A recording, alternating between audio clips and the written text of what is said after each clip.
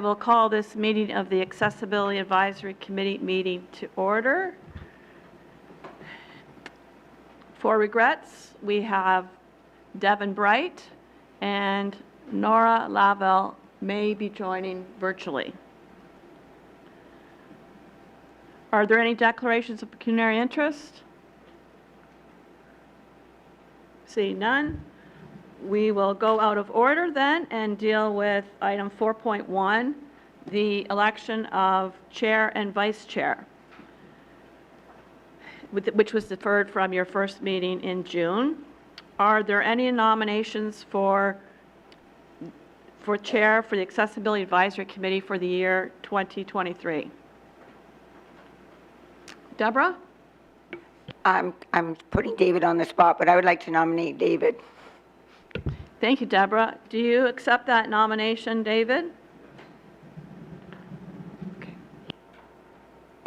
Are there any other nominations for chair? Councillor Giddings? Thank you. All those in favor of David being nominated chair for the Accessibility Advisory Committee for the year 2023? And that is carried. Thank you. Are there any nominations for vice chair for Accessibility Advisory Committee for 2023? Deborah? I would nominate Julie. Julie, do you accept that nomination? I do, thank you. Okay. Are there any other nominations for vice chair? Councillor Giddings?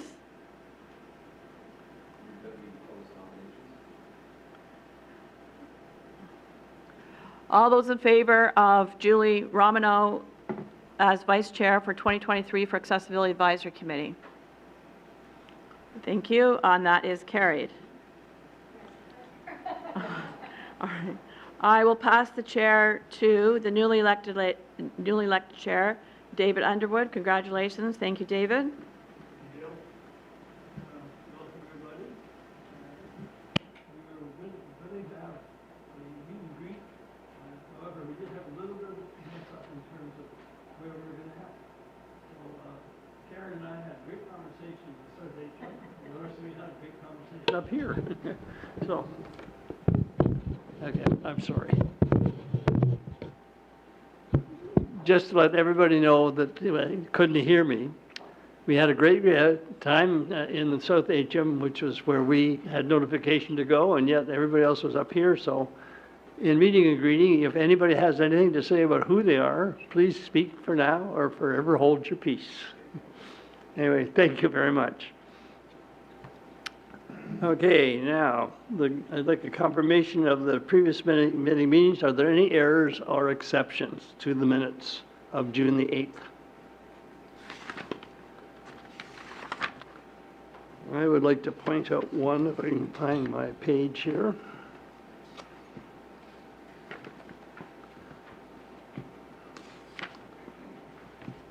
In item 2, it says, in addition to regular monthly meetings, we do not have regular monthly meetings. We only have 4 meetings a year. I'd like that to be recorded correctly. Thank you very much. Are there any other corrections to the minutes? If none, I'd ask for a motion to accept the minutes as received. My motion. Minutes. Approved. Is there a second? All in favor?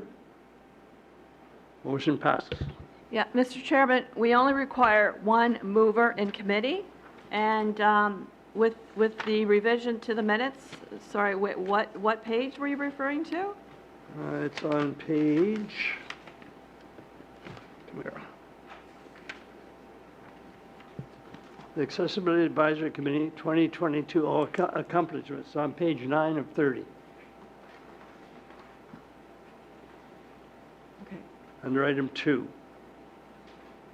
All right, Mr. Chairman, that is an appendix to the staff report. It's not part of the minutes, so there is no correction or revision required to the minutes. It's Appendix A to the staff report for item Okay, then 4.2. I stand corrected. Thank you. Okay, item 4.1, we've done.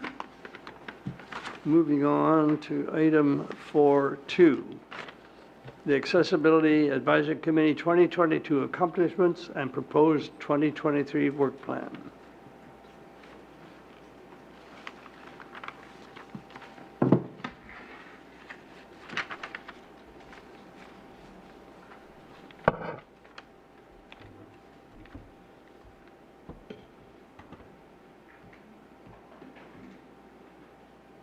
Okay, good afternoon, members. So I did have the pleasure of saying hello to all of you before the meeting began, but my name is Andrea Coyne. I'm the Manager of Elections, Policy and Print Services, and I am the facilitator for the Accessibility Advisory Committee.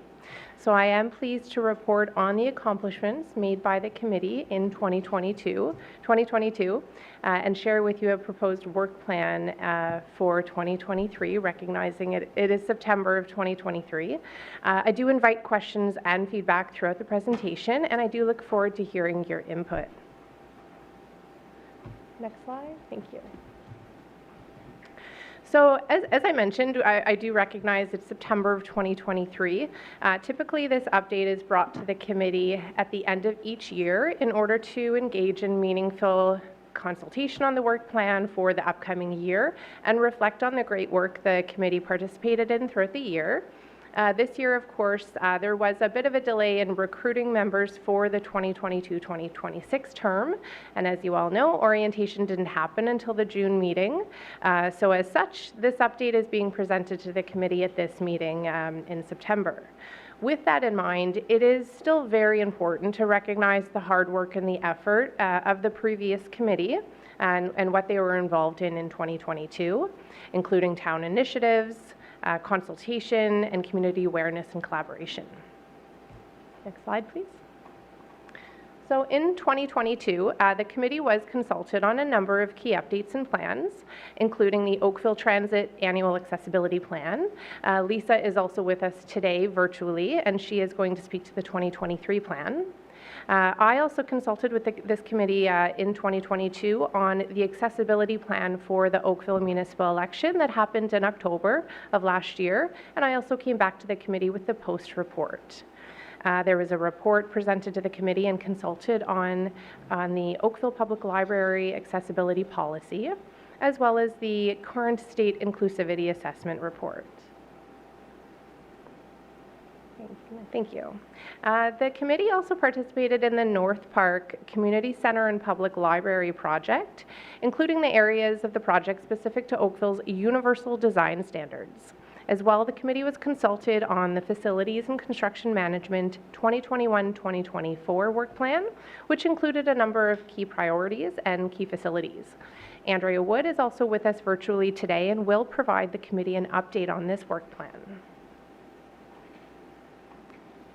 Staff and committee members continued to seek out opportunities to increase community awareness and collaboration in 2022 through participating through various events and raising awareness through social media, which the town participated in doing.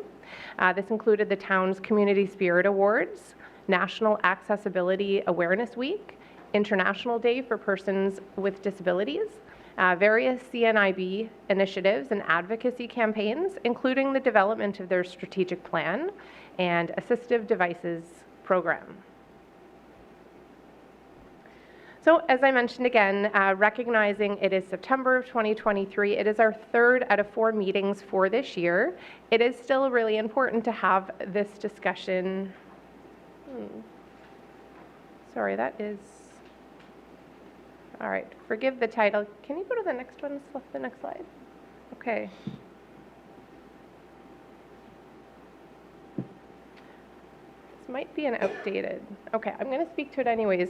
This might be an outdated slide deck, and I'm not sure where the current one is. It might have just been moved over too early. Nonetheless, I'm going to continue. It's the 2023 work plan.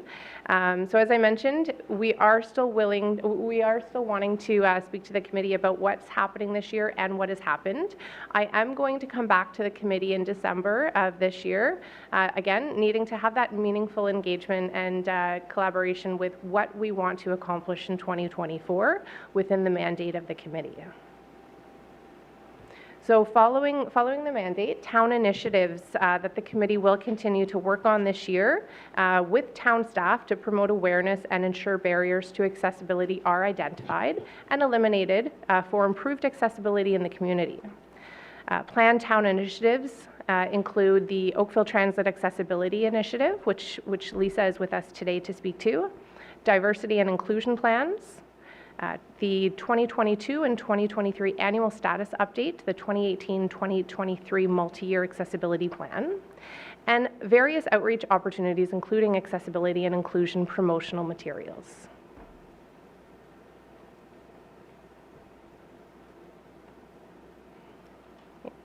Okay.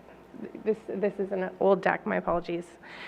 So other planned projects this year include the town website rebuild project, which many of you may have seen on the town website. There was a lot of communication that went out this year about it, and also the facilities and construction management work plan.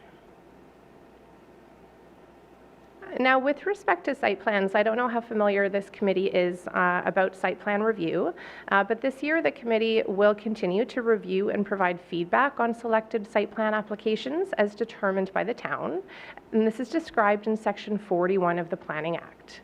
So these applications will primarily be town facility and building projects, but all site plan and development applications are available online for the public and yourselves to see.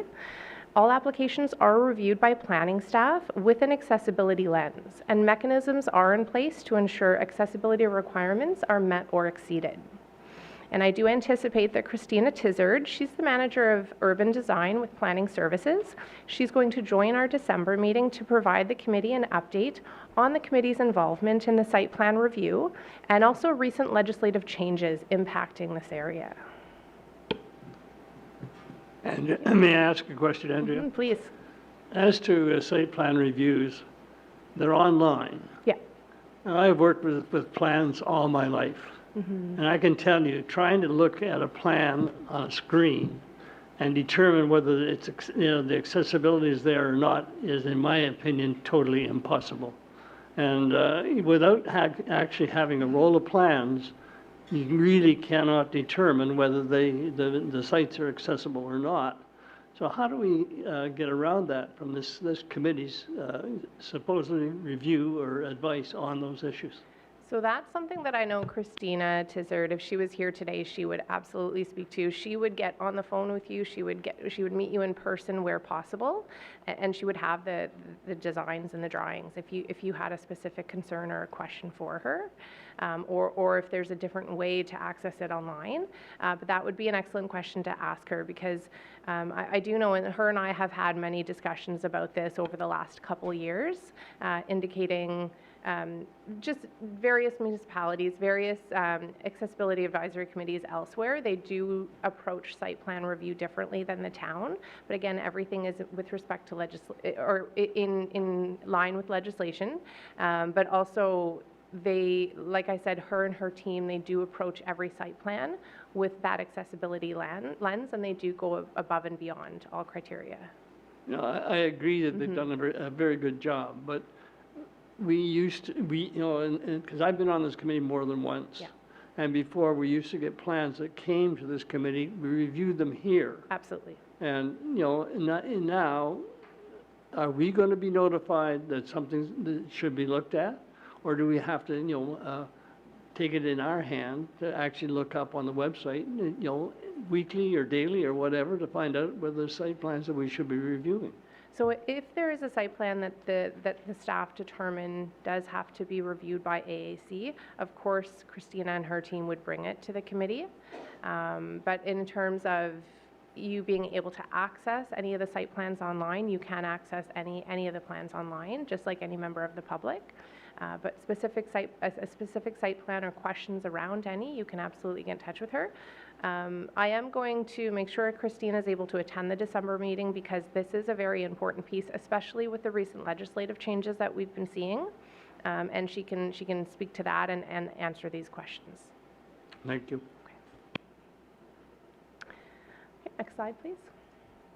So community awareness, this year and next, of course, the committee will continue to work together alongside town staff to promote community awareness by participating in various town and local events, both virtual and in person. We're starting to see a lot more in-person events this year, which is, of course, great. The Ontario Network of Accessibility Professionals, they have their fall conference happening in Brampton, October 26th and 27th, and that's being offered in person and virtual. And the committee will recognize and continue to raise awareness on important events such as the International Day for Persons with Disabilities, National Accessibility Week, and the committee will continue to work with the town and region on various joint initiatives, as well as legislation consultations. Next slide. So again, a big thank you to all of you for dedicating your time to this committee to help advance the town's commitment to an accessible and inclusive town. I do look forward to working with you all and assisting the committee in achieving the planned accessibility-related projects and goals. I look forward to sharing ideas and collaborating with you. So happy to answer any questions at this time. And on your note about the appendix, I thank you for raising that note about the monthly meetings versus quarterly. So before posting that to the web, I'll make sure that's updated. Are there any other questions for Andrea? Dave, go ahead. Thank you. Further to the paper copies, I know that staff in our examining department have gone to digital work because it's a lot easier to have them look at things concurrently, or if they're working from home, and instead of delivering dockets back and forth in couriers. I know that they're going through those documents digitally, so I'd be curious when Christina comes back to see, are they different file sizes? Are there different screens, programs that allow them to do that in a more simple way? Because Absolutely. David, I understand your concern. Yeah, and and in that discussion, Dave, the thing that happens is that you probably need some programming on your own personal computer, which you have to pay for. And I can tell you, if you want to get into Rivet or you want to get into any of these digital programs, they're very expensive. And also you have to have a lot of training to either understand how to use them. I worked with AutoCAD, but in simple terms, and I have not worked with it since 2007. I can tell you I'm way, way behind. And I don't know anybody around this room that has worked with Rivet or AutoCAD, whatever it is today. And I'm sure that the town has, because that's how you keep up to date with things. But the rest of the public doesn't have that accessibility. I wonder, and this is something that I'd like to put out to Christina in preparation for December, if the committee would be interested in her walking through the committee through how to review a site plan online, because I'm sure that's not something. And then we could perhaps point out if there are areas in which people may struggle or may not be able to see things clearly. So if there's interest there, I can absolutely ask Christina.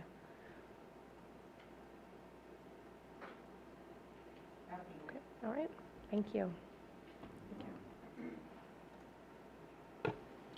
Okay, I'd like a vote for that, for acceptance of the report that Andrew just gave us, please. Dave, Mr. thank you. Chairman, the motion is to endorse the accomplishments and proposed work plan. Okay, thank you. All in favor? Motion passes.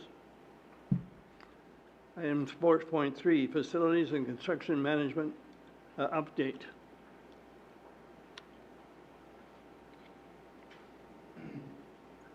Hello, everybody. Can you hear me okay? Yes.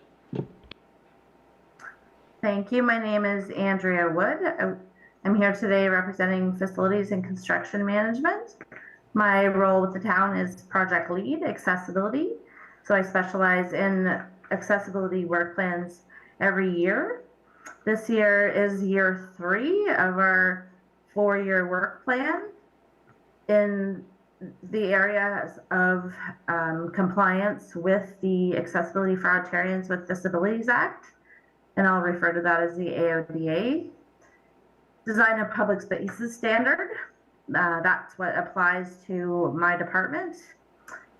So the focus of our work plan has been in the area of stairs, ramps, curb ramps and depressed curbs, accessible parking and access aisles, pedestrian signals and signage, exterior paths of travel from the accessible parking and including rest areas, service counters, queuing guides, and waiting areas. Next slide.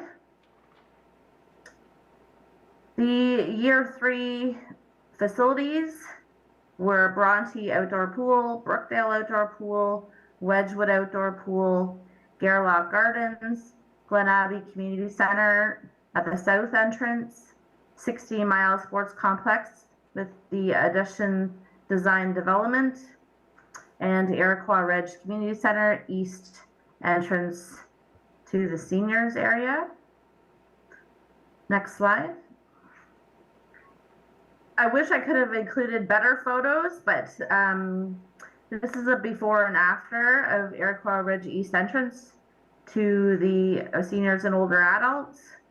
So you can see it was just some recycling bins and an old walkway, and we've created one fully type A compliant van accessible parking spot and one limited mobility, no permit required beside it with an access aisle, and we've repaved the entrance walkway. The next slide. This is Brookdale Outdoor Pool, again with a fence barrier from the parking lot. We've removed the fence and we've created a fully accessible type A van parking spot with an access aisle to join the adjacent exterior path of travel. Next slide. These items will be included in the 2023 annual accessibility status update that Andrea Coyne was referring to for improvements made during the year. As our town facilities have improvements made, they're also checked off in our asset management program and our tracking sheets. Consulting will be ongoing as required specifically for accessible parking changes in quantity or location, as well as rest areas.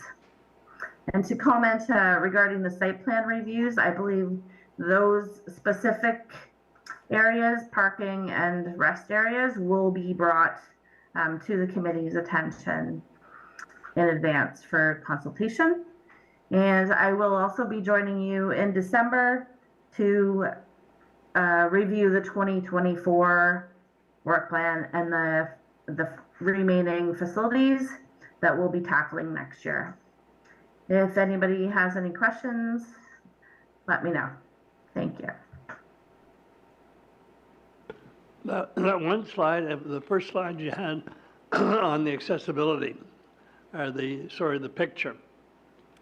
I have a question about the mobility. The walkway, the pedestrian walkway, is actually several, is kind of a stone walkway. It's very difficult to run a wheelchair over that kind of surface.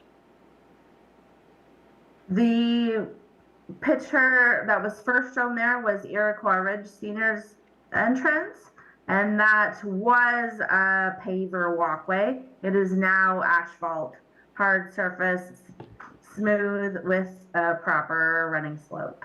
Thank you for your question, David. Thank you very much. You're welcome. Any other questions? Yes, it's Deborah. I have a question.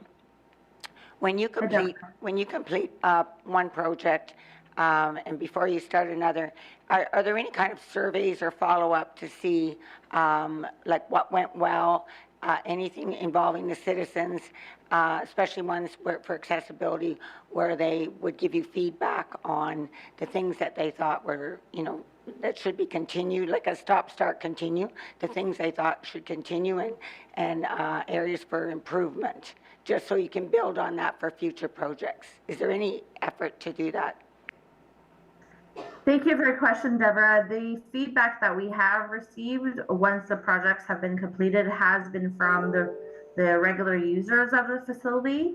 I have received feedback regarding a 2020 project at Iroquois Ridge where we renovated the main entrance walkway, and they were very pleased with what we did there, and were involved with the creation of the east entrance.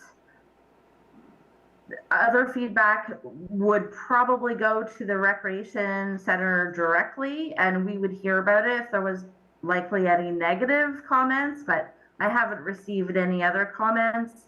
There was one regarding the tactile at curb ramps and depressed curbs, and with it being surface mounted, it is more challenging than being cast in place for new construction. So we do try to pour that concrete and have those tactile plates recessed into the exterior paths of travel as best as we can.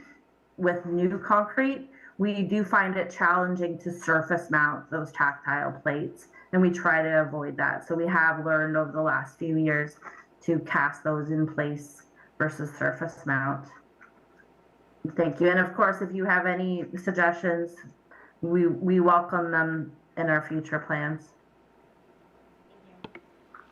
Any other questions from the committee? I'd like to get a motion that the report from the Facilities and Construction Management Update be received. All in favor? Motion passes. Thank you, everybody. I'll Next. see you in December. Yep. Thank you. Thanks. Moving on to item 4.4, the Oakville Transit Annual Accessibility Plan of 2023. And I see Joanne Phoenix on there. Joanne, please go ahead. Thank you, David. Hello, everybody.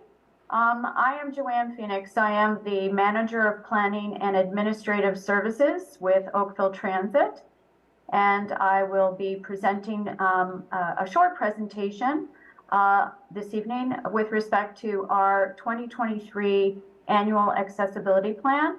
And I'm mentioning that a copy of the plan was included with your meeting package. Next slide, please. So we do create an annual accessibility plan as a requirement under the AODA, and which additionally supports the town's accessibility plan. And we do come to this committee every year to present our plan.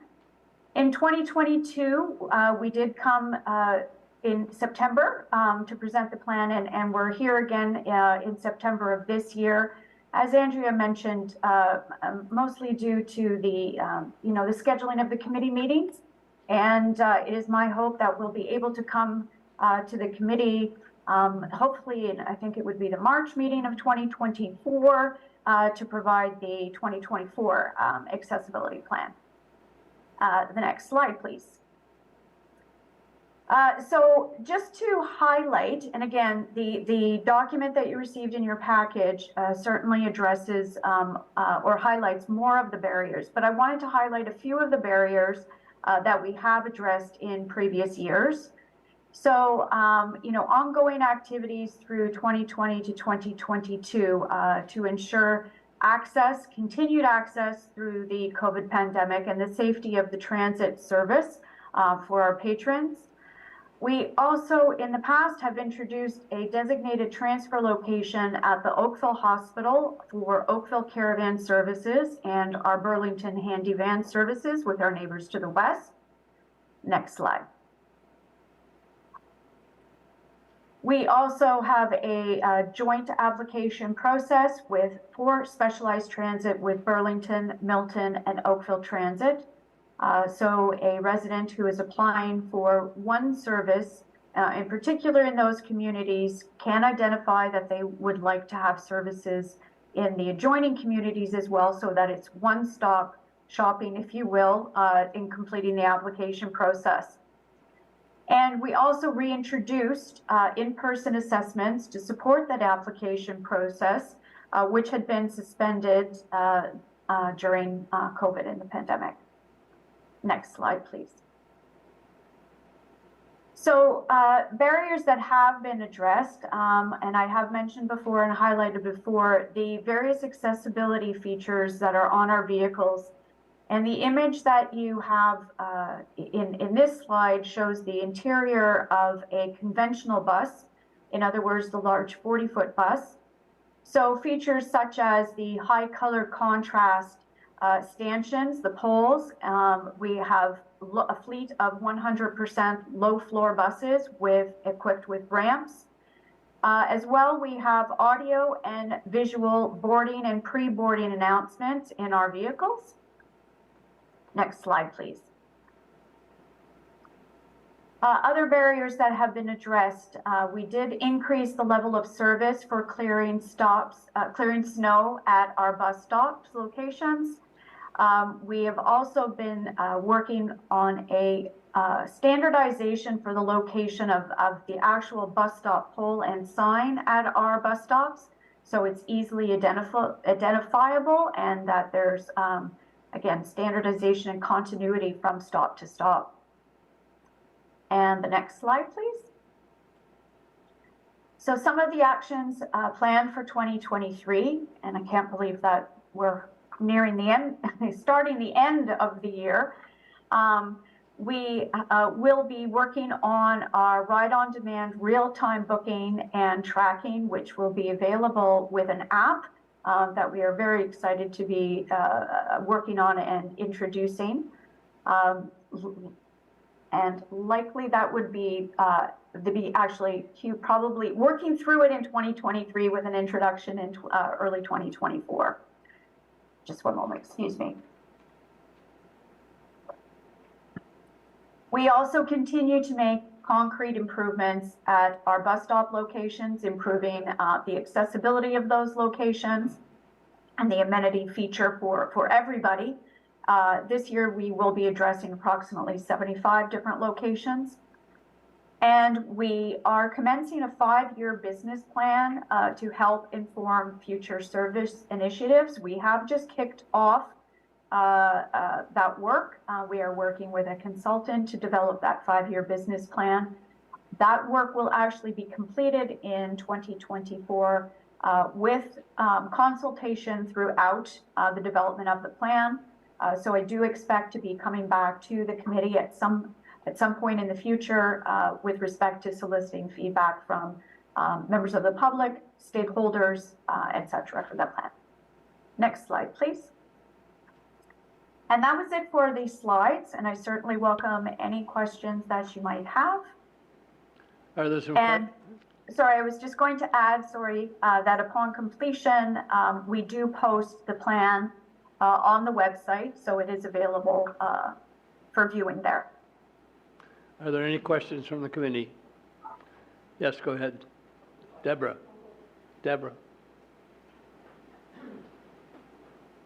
Yeah, when I was reading the material, it said that one of the 2023 that you want to build on the previous plan, and reducing wait times for specialized transportation services.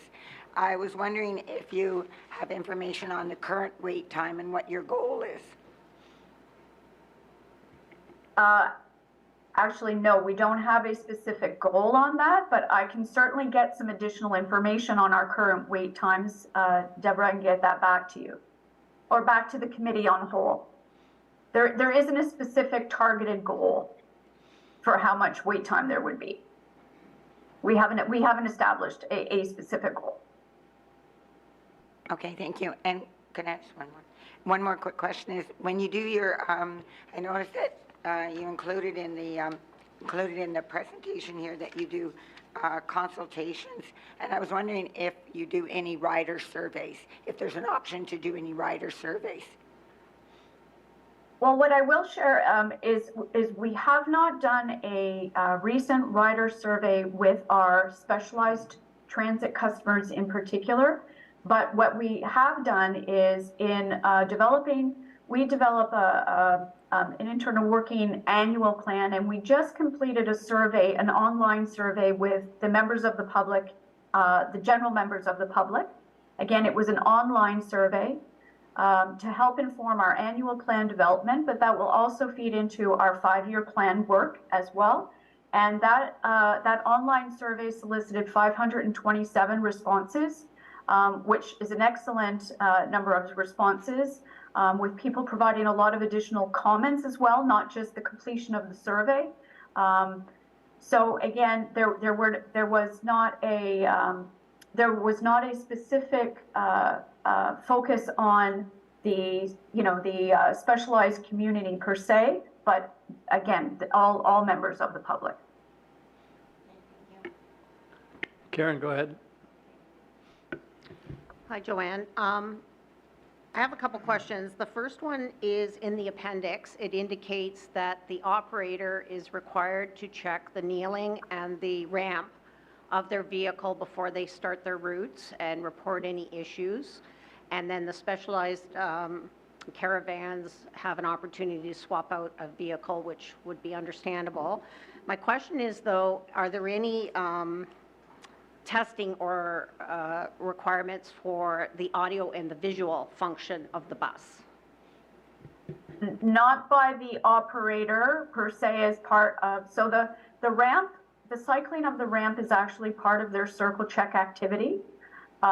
There is not a specific check as part of their circle check activity to test the audio and the signage that's inside.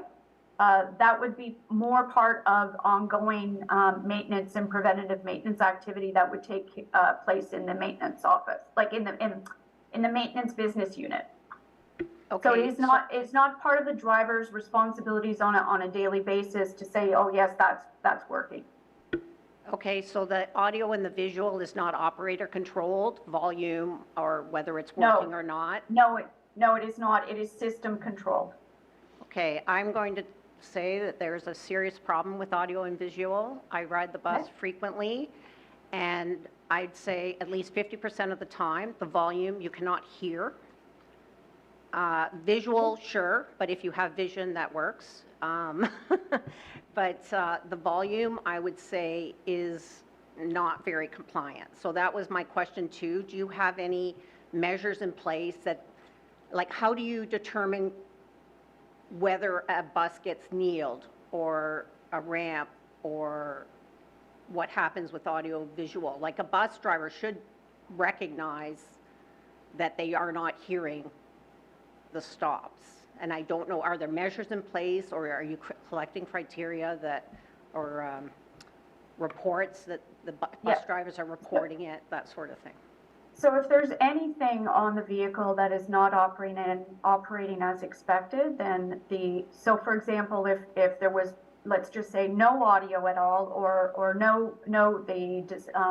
the visual display screens were not operating, among any other things that could go wrong with a vehicle during the course of operation. There is a process for any of those deficiencies to be noted and signed in and reviewed and monitored by the maintenance team as part of the general day of a driver. So that would be happening. I would hazard a guess that the operator probably hears the audio announcements probably differently than the customers would, behind, because again, now that there are some, gosh, I'm blanking on the word, but the plexiglass screens that are in place, that were put in place through COVID, that would provide probably a slightly different hearing environment for the audio announcement than for the customer base. We also have, I will say, we have conducted audits before where we have had staff resources riding the buses, sitting in various different points in the vehicle to see if they can hear it. Is it speaking loudly enough? Is it speaking at the appropriate time? I would like to be continuing those audits on an ongoing basis. I will be completely honest that staff resourcing sometimes makes that difficult. But I very much appreciate the comment that the audio is very difficult to hear. And we can certainly, and as I said, it is not operator controlled, it is system controlled. So we can take a look at things like, are the speakers, I mean, the volume could be perfect, but are the speakers operating properly? So I can definitely include that in the plan. I will make a notation for that to be included. But I can also, take it back and action a few things to further audit.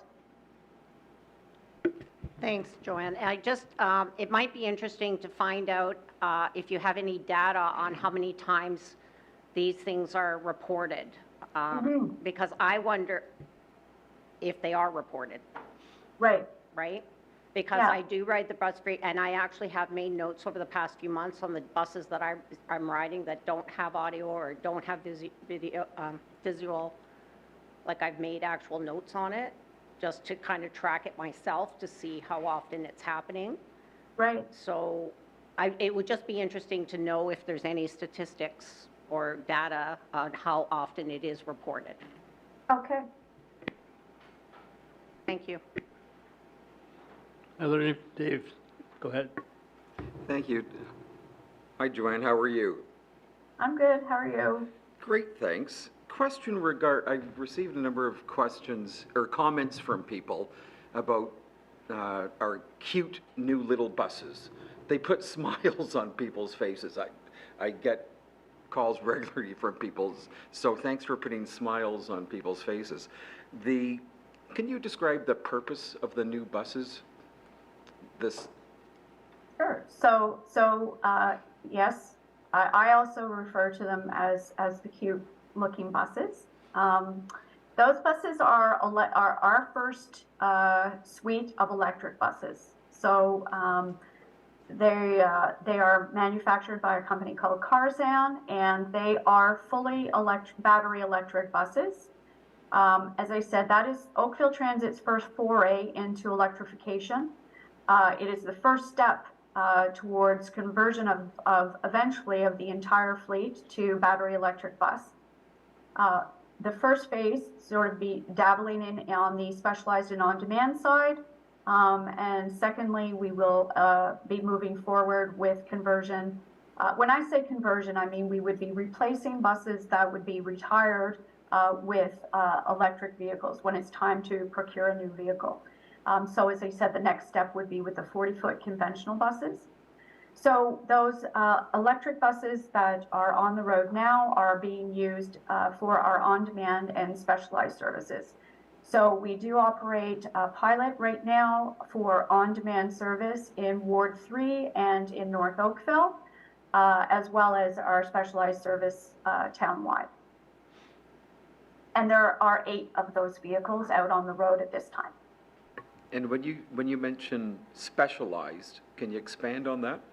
Specialized services? When I refer to specialized, I do mean the caravan service, so the service for persons with disabilities. And further to our exchange the other day, or maybe it was today, your response, and those buses are being tweaked in terms of making them more accessible or make them more easily accessible?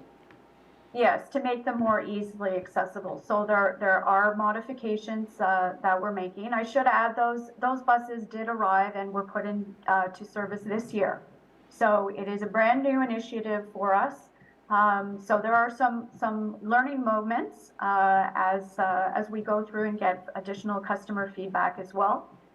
So we are making some adjustments, some modifications, which include additional armrests on the seats and seat belts, and as well stanchion or to hold on to.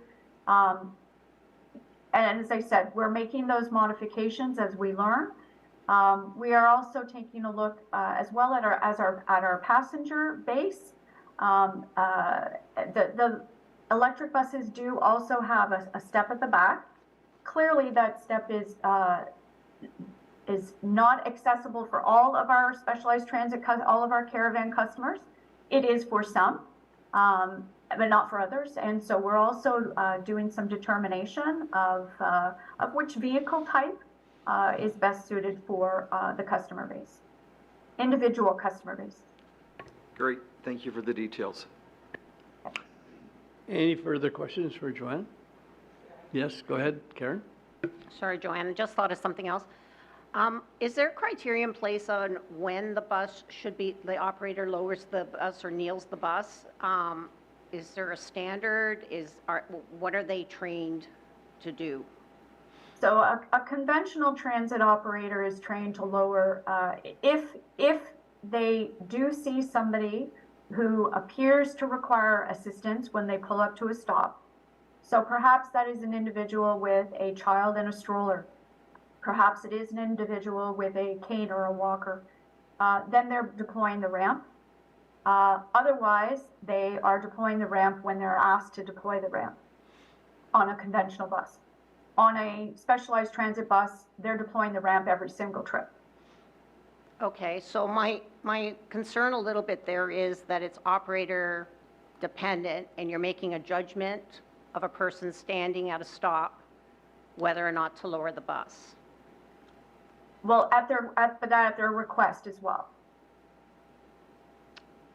Okay, then I think that needs to be maybe part of the communication process, that I was never aware that you would ask to lower the bus.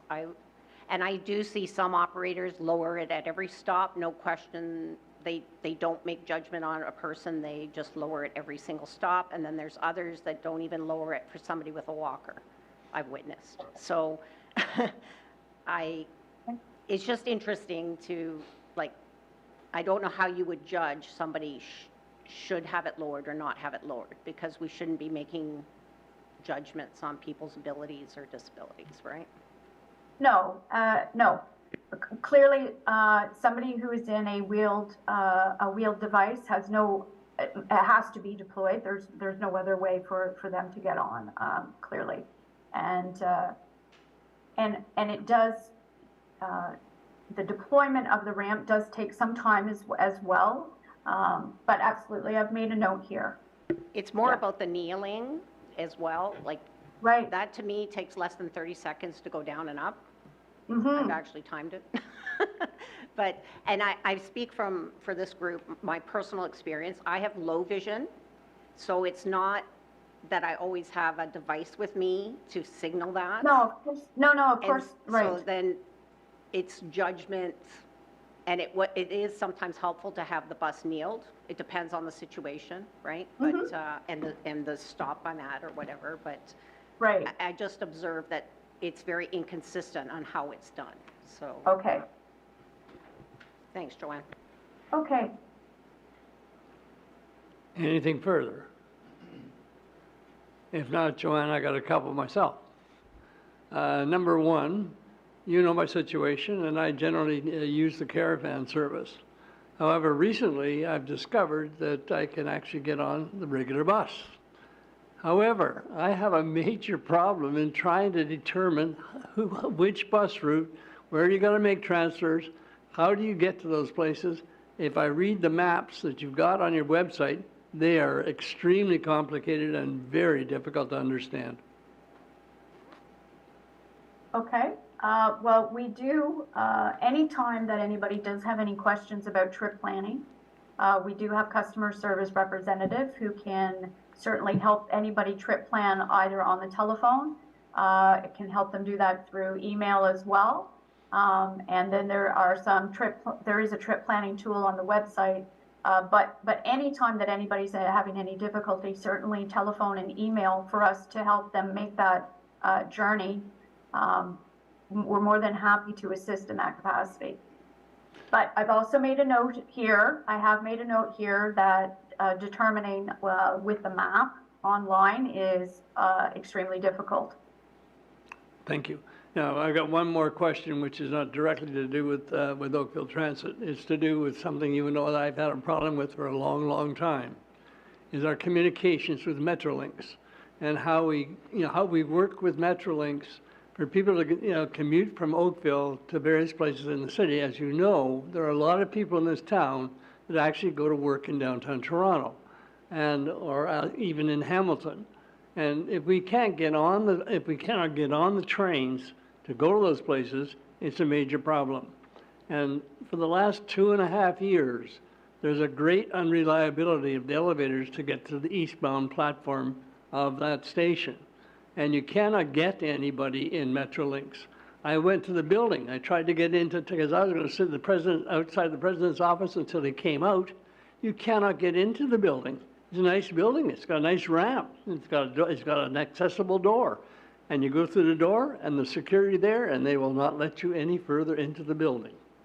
So what I'm asking is, can we actually have some way to communicate with this part of our transit system, which is supposed to be universal for everybody in the greater Toronto and Hamilton area? Well, just to that, I am seeing that our information item 5.1 is the Metrolinx 2023 virtual accessibility consultation. I think that's a perfect forum and opportunity to raise a concern such as that. Especially, I know that you have mentioned that previously, David, so it's an ongoing issue. I have done that in writing because I unfortunately will not be in town when that happens, so I can't actually attend. And I would love it if somebody from this committee or somebody, for sure from Oakville Transit participates and talks about these things. Well, I can tell you that I can be passing on that messaging not only in the context of that upcoming meeting, but outside of that context with my own connections and associations. So I can pass on that concern for you, absolutely. I would really appreciate it. Thank you very much. Because it's not just me. There's a lot of other people that have the same problem. I mean, over time, you learn the trick. You get on the train, go to Bronte, and then you can transfer to the eastbound line. But sometimes that really does, cause extra time. And if you miss a train, then you may miss an appointment downtown. So there are issues involved with all that. Anyway, that's my question, and thank you for the answer. I do appreciate it. Okay. So are there any more questions from the committee? I think this has been a great round of discussion, and thank you, Joanne, so much for your participation and also your candid answers. You know that you're going to get some candid questions from this group. So anyway, thank you very much. And I appreciate the feedback, and that's exactly the kind of feedback that we want to hear so that we can continue our path forward. Thank you. Thank you. I would accept a motion that the Oakville Transit Annual Accessibility Plan for 2023 be received. Carry motions, all in favor. Motion passes. Moving on to item 4.5, the provincial on-site inspection. Thank you, committee. So I don't actually have a presentation on this, but I found this really interesting. It was something that happened in the summer, so I wanted to make the committee aware of it. We were notified in July, I believe, about a site inspection that was taken place, or that was to be taken place. So that was scheduled for August 15th. And so we worked with a ministry representative to provide some sample sites with respect to AODA requirements under the design of public spaces. So we did provide some sample sites to the ministry rep, and she did come, and we went with Andrea Wood around these sample sites, and they ensured compliance with respect to the requirements that were identified on the inspection notice. So in addition to these on-site inspections that the province does, they also do provincial compliance reporting, and that's something, this is a compliance reporting year for the town. So we do have to provide a compliance report submitted by November 1st of this year. So I just wanted to make the committee aware, please. Councillor.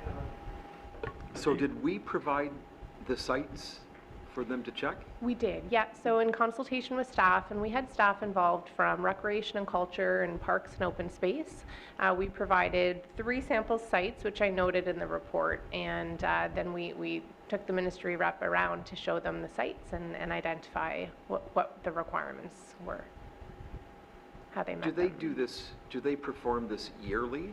No, this is new. So a lot of the staff that I had spoken to, they had never been through such an inspection. So this is new for the ministry. It's great to see. Can we request further inspections? Can we request it? Like can we reach out to them and say, it was a great experience last year, it was a learning process, we would like to suggest I guess it's an audit, right? In a way, yes. Yeah. Or an inspection of the Oakville GO Station, the Bronte GO Station, Service Ontario on Cross, or the Service Canada location. Those are all sites where I've received comments from people saying the doors don't open the right way, the Right. clearance, the whatever.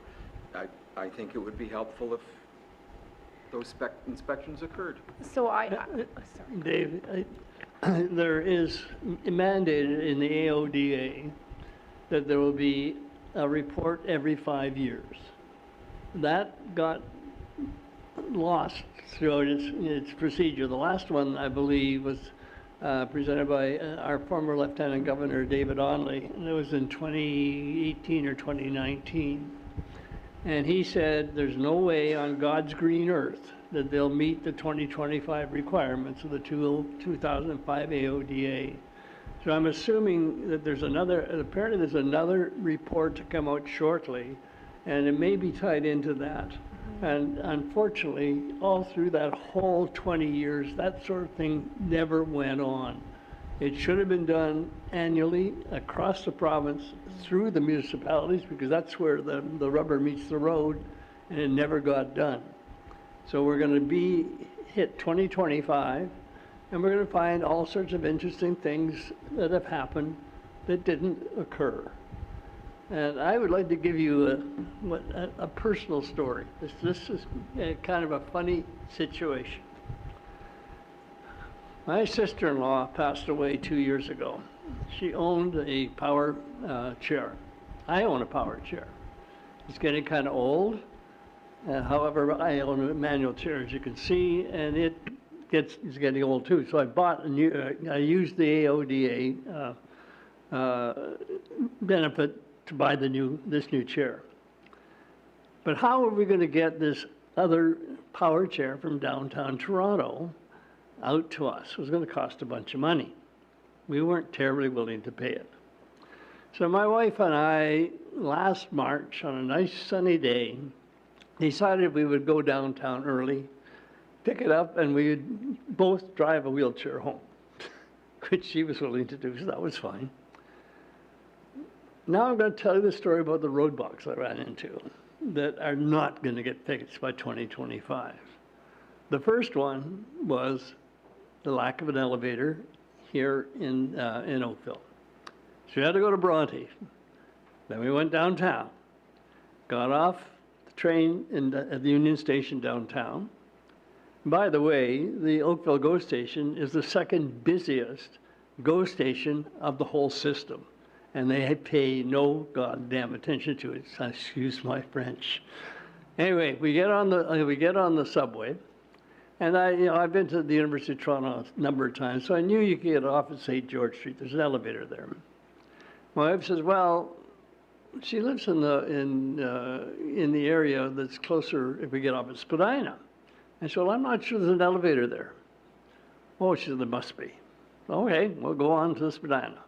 Of course, we get to Spadina, get off the train. There is no elevator. So somebody said, well, there's an elevator at Davenport, which is the next stop. So we said, okay. We go on to Davenport. There are 2 elevators in Davenport. The first one goes up to where the ticket booth is. There's one that goes to the street. It's not working. So we have to go back down to the subway to go back to St. George, drive over to my sister-in-law's place, pick up the chair, and then we did something we'd never done before. We actually got on on the streetcar. It's fully accessible, and it goes right into Union Station. So we got in there, got into Union Station. Of course, by the time we got home, it's dark. So we have to drive down Trafalgar Road on the sidewalk. Fortunately, I have lights on my chair. My sister-in-law's does not. So I am driving in the front to guide Jane down the street. And by the time we did all this, it took us almost 8.5 hours to go downtown and back. And that's the difficulties you have with the accessibility not being there. So there's a lot of work to be done, and there's a lot of things that if you talk to people like us who have these issues, can tell you where the problems are. Half the time, I don't think the government agencies or officials even know where the problems are.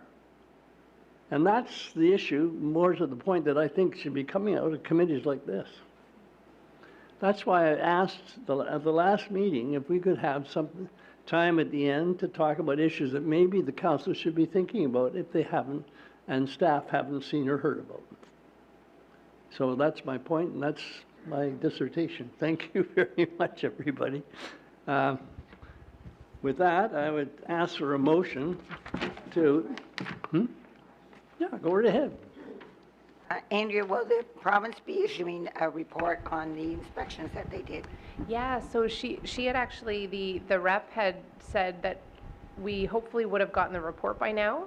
So that's why I was hoping to include it in the agenda as well. But unfortunately, I think they have a lot of municipalities that they're inspecting at the moment. So workload was probably too high. But yes, we will get a report from this. And you'll share it with this committee? Yep, absolutely. Okay, thank you. Yeah, and as well as there's a provincial compliance report in November, and that is typically shared as well. So it's coming out in November, is it? The compliance report has Yeah. to be submitted by November. Okay. The report, what I was going to say is, because I will be hearing back from the ministry, that question you asked about whether or not we can say, hey, can you inspect X, Y, Z? I will ask her about that. I know there's a feedback form on the provincial website, but whether or not they can do anything stemming from such a request, I will ask her though about that question and report back. Thank you. Any more questions for Andrea on this on-site report? There are other on-site issues that we are aware of. Hearing none, then I'll ask for a motion that the provincial on-site inspection report dated September 5th, 2023 be received for information purposes only. All in favor? Motion passes. My goodness, we're through the whole thing at 5:02. There is an information item, however, which was referred to by Joanne. There's a Metrolinx 2023 virtual accessibility consultation on September 28th, 2023. And the recommendations that this, again, a motion that this information has been received. Anybody want to give the motion? Sorry, Mr. Chairman. I did send out an email later this afternoon. There is a second information item that has been added. And that has to deal with the treat accessibility. There is an attachment for that. An email was sent to the committee, and it's posted to the town website as well. But Andrew, did you want to speak to it briefly? Yeah, if I may, Mr. Chair.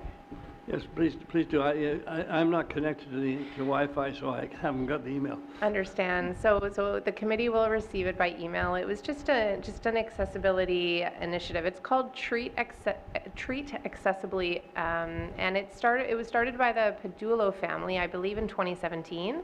It's a grassroots movement, just basically a story for them to share how an average family can work together with the community and various stakeholders to make a difference. And so what the initiative is all about is they have these signs that residents can choose to put on their lawn during Halloween, and it's Again, you'll see the printout or the attachment in the email, but it's just a very large sign, orange sign, and it's accessible trick or treating, and it's indicating that that household has thought about kids who are trick or treating who may not have the ability to step up the stairs to collect their candy. So it's just a really great initiative.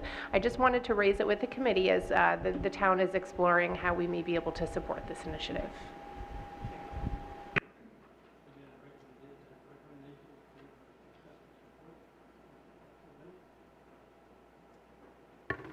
If I may, Mr. Chair, if, I'd appreciate your feedback. Have a look at it when you're connected, because the intent is to bring this through to council, to get council to endorse it. I've rich history with wheelchairs in my family, and it's something that Andrea had brought up, and like everyone's support on it, knowing the frustration of little kids trick-or-treating from wheelchairs and other devices very well. And it's just an awareness, feel good, get some people to put some thought into how they can get candy and treats to more kids. I would submit an action item to the whole committee to respond to this. Who should we respond to, Dave? Or should we respond to Jill or to Andrea? Response to either one of That'd be either great. Jill or Andrea with our feedback. So could you minute that that's an action item for the group, please? Thank you.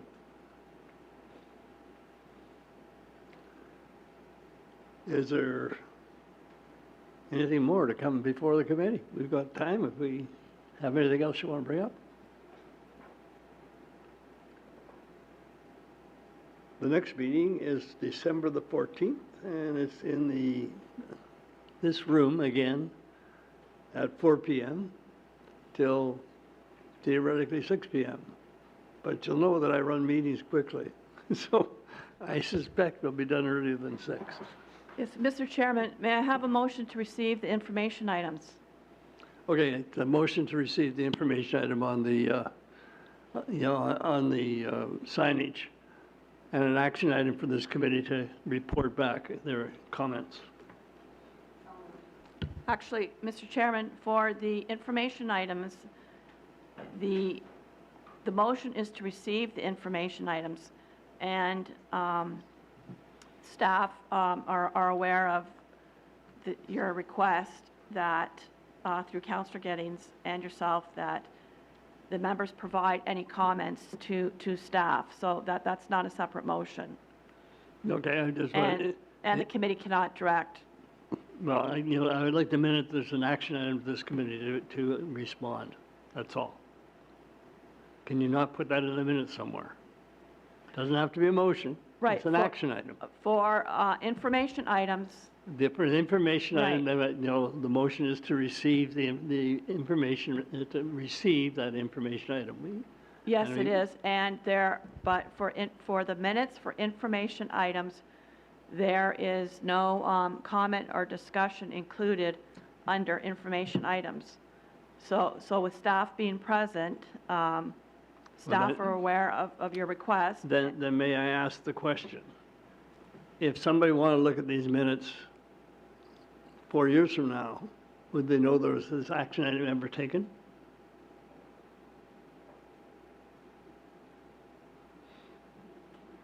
That's my question.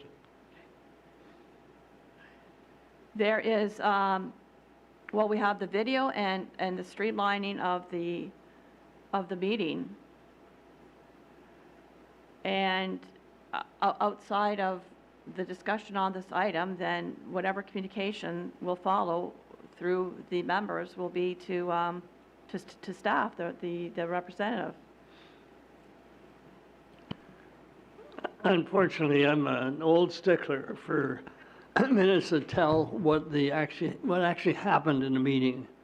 And if there's an action item given to this meeting to do something, it has to be minuted somewhere. And it needs to be written somewhere so that somebody in history can look back at a written document to say this is what occurred. Because we know that what happens with digital stuff, it gets over time, it either gets destroyed or it gets, there's a new computer system, and there are kinds of things that, you know, no longer, you know, are relevant to what was done in past history. And it bothers me not to have somebody there. Sorry, Mr. Chairman, so for under their procedure, for information items, it's to inform the committee only. There is no discussion or comment. It's for information purposes. Okay. And,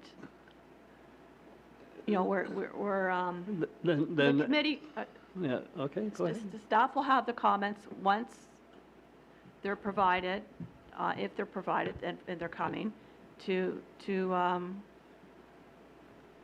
staff as they're provided. Well, then may I go at it in another direction? As an information item, I'm asking that the committee take action in making comment on the information that came prior to this. Does that make sense? I'm trying to make sense. Considering your other one doesn't make sense. I'm sorry.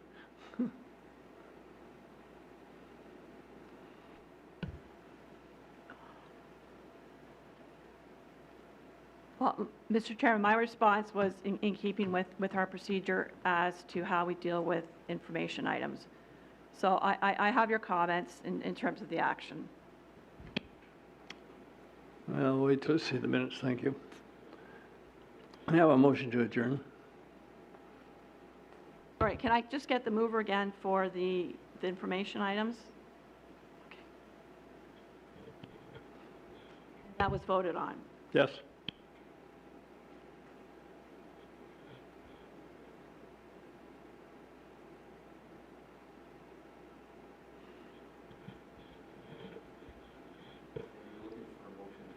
Yes. We have a motion to adjourn. Thank you very much. We'll see you on December 14th.